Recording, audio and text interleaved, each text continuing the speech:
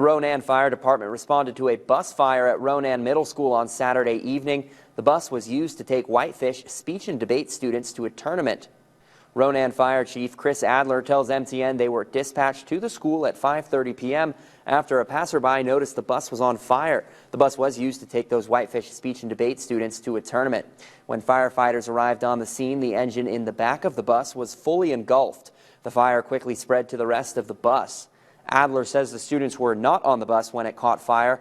However, the bus driver was taken to the hospital with unknown injuries. The Ronan School District provided a bus to transport the Whitefish students home.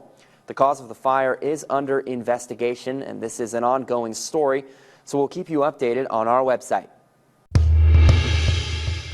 Texas's Education Board voted Friday to allow Bible-infused teachings in elementary schools, joining other Republican-led states that pushed this year to give religion a larger presence in public classrooms. Scripps News correspondent Tony Waterman reports on the controversial measure.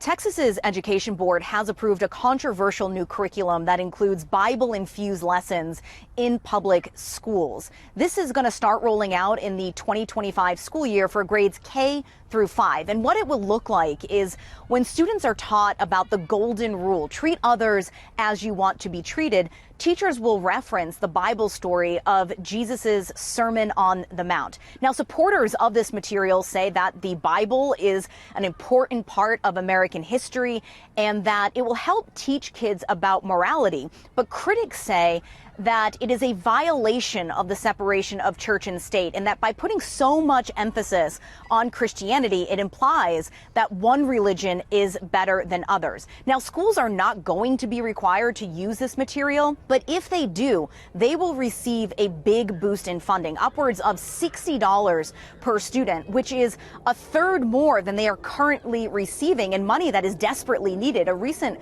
study out of Rice University found that 73% of Texas school districts are underfunded. So you can see how this would be an enticing proposition for these schools. Now, this is not the first time that Texas has tried to incorporate Christianity into the public school system.